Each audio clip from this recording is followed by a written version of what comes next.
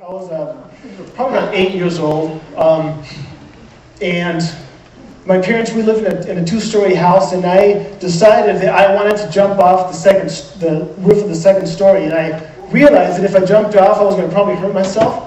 So I decided to make myself a parachute, and because that would help me on the fall and everything. So I grabbed a couple dozen plastic supermarket bags, started cutting them out and tape them together, and everything.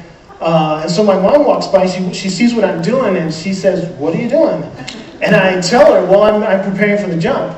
And she, kind of talked her through it a little bit, and she very nicely convinced me that it wasn't a good idea.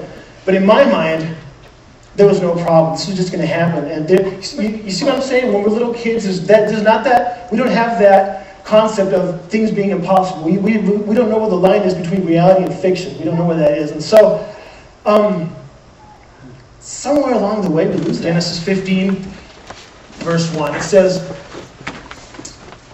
"After this, the word of the Lord came to Abram in a vision." In a vision. He saw this vision. "Do not be afraid, Abram. I am your shield, your very great reward." But Abram said, "O sovereign Lord, what can you give me, since I remain childless?" In other words, okay, you promised me this great nation, and I believed you, but I don't even have one kid yet. How's this going to ever happen? Verse 3 says, "And Abraham said, 'You have given me no children, so a servant in my household will be my heir.'"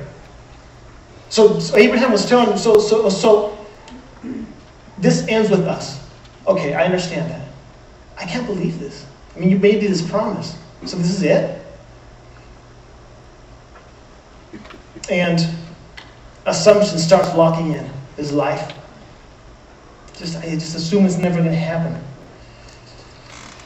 Verse 4 says, "Then the word of the Lord came to him."